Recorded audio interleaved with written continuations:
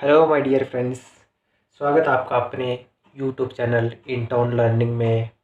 और आज हम स्टार्ट करने जा रहे हैं पॉलिटेक्निक फर्स्ट ईयर का फर्स्ट चैप्टर इंडाइसिस, जिसके अंदर हम बात कर रहे हैं इंडाइसिस के बारे के अंदर। और उसके अंदर आपने काफ़ी सारे पहले भी 10th क्लास के अंदर एक टर्म देखी होगी, ए की पावर एन, जैसे कि ये। तो ये जो पावर्स के अंदर आती है ए की पावर एन में, इनको हम क्या कहते हैं? इंडाइसिस। अगर एग्जैक्ट हम इसकी डेफिनेशन की बात करें तो यहाँ पर हम लिख सकते हैं एनी एक्सप्रेशन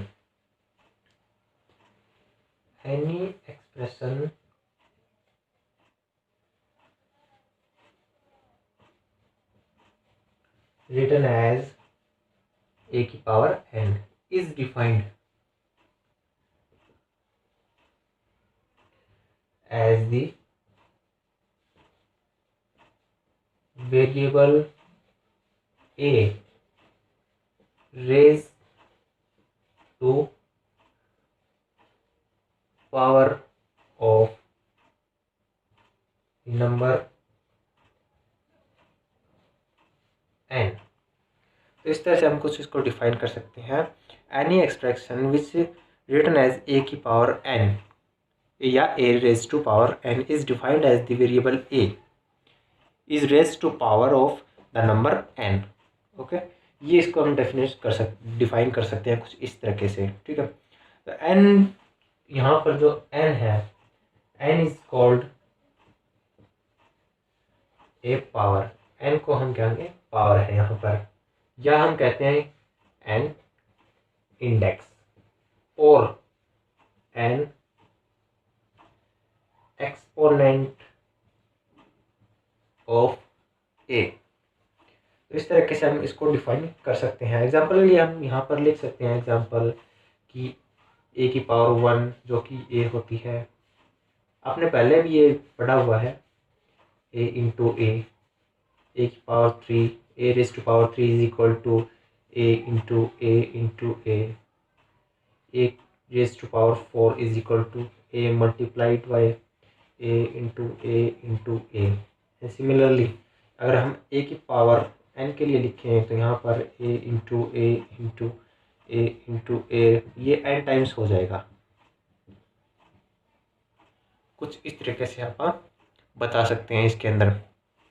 आगे हम थोड़ी सी बात करते हैं कि एंडाइसिस है जो सेटिस्फाई कुछ रूल्स को सेटिस्फाई करती है, उसके बारे में हम थोड़ा सा पढ़ते हैं। यहाँ पर जो इंडाइसिस है वो कुछ रूल्स को फॉलो करता है, उनके बारे में हम वन बाय वन डिस्कस करते हैं। तो फर्स्ट इज, अगर हमारे पास है when n is positive whole number like a raise to power n a into जो लास्ट टाइम हमने देखा था n times. Okay, next example हम यहाँ पर बात करते हैं तो क्या कह सकते हैं हम, 2 raise to power 3 equal to 2 into 2। ये हो गया इसका इंडाइसिस। ओके, नेक्स्ट हम बात कर रहे हैं यहाँ पर, अगर हमारे पास नेगेटिव पावर हो, नेगेटिव पावर की बात करते हैं, जैसे कि a raise to power minus n जो कि इक्वल होता है 1 by a raise to power n। Okay, example के लिए हम बात कर सकते हैं यहाँ पर a raise to power minus 2 is equal to 1 by a raise to power 2 और 2 raise to power minus 1 is equal to 1 by 2। ये हो गया हमारे पास कुछ एग्जाम्पल। थर्ड बात करते हैं ए ज़ीरो पावर। अगर पावर है वो ज़ीरो हो तो क्या होगा? ठीक है, तो यहाँ पर a raise to power 0 is equal to 1 होता है। ओके, एग्जाम्पल के लिए हम किसी की भी पावर है वो 0 होती है तो वो 1 होता है। A raise to power 0 is equal to 1। Okay, अगर हमारे पास फोर्थ हम बात करते हैं यहाँ पर ए फ्रैक्शनल पावर। अगर हमारे पास एक फ्रैक्शनल पावर है तो क्या होगा? तो यहाँ पर हम बात करते हैं, देखिए यहाँ पर a raise to power 1 by n, तो ये इक्वल होगा n root of a. Okay, या एग्जाम्पल की हम बात करता हूँ तो मैं a raise to power 1/2 is equal to under root ए।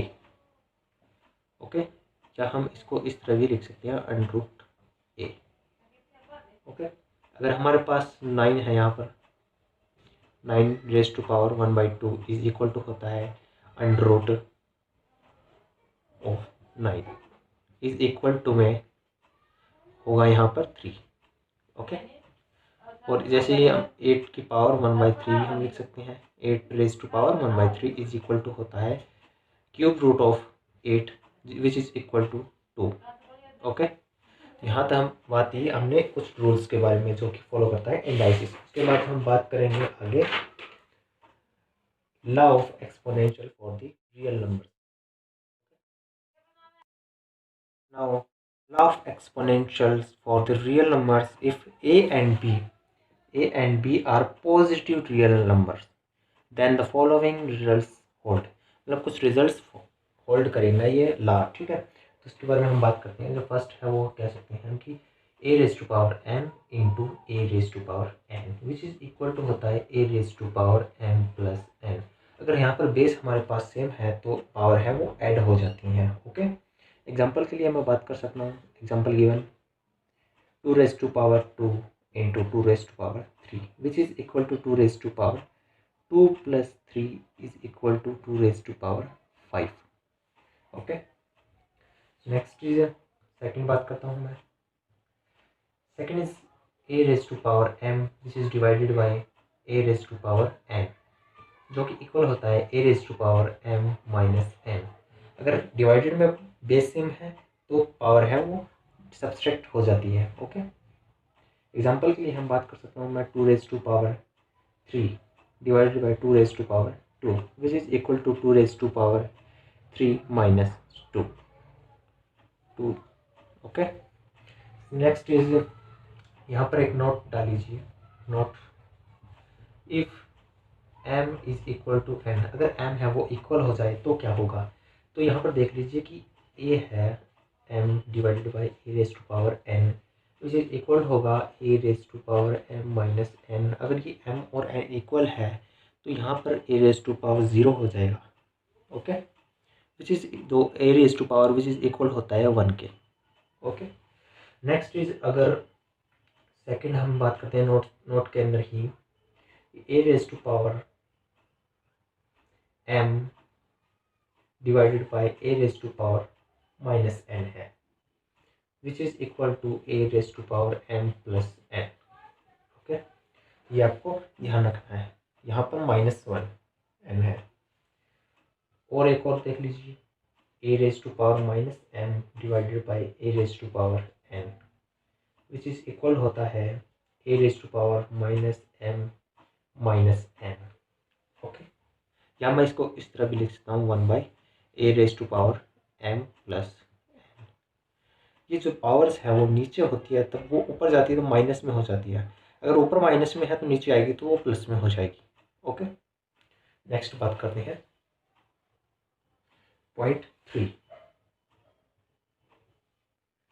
अगर हमारे पास ए रेज टू पावर m है और उसके ऊपर पावर n है, ओके, वो होती है a n इंटू n, या ऐसे भी लिख सकता हूँ मैं। ये रूल्स है कुछ जो कि फॉलो किए जाते हैं, लॉज हैं, ये वैलिड होते हैं हर केस के अंदर। Fourth one is if a power raised to m b raised to m then a into b raised to power m। अगर यहाँ पर हमारे पास पावर सेम है और बेस डिफरेंट है तो बेस की हम मल्टीप्लाई कर देंगे, पावर को हम ऊपर लगा देंगे same as to same. Okay, example के लिए देख लीजिए। Example is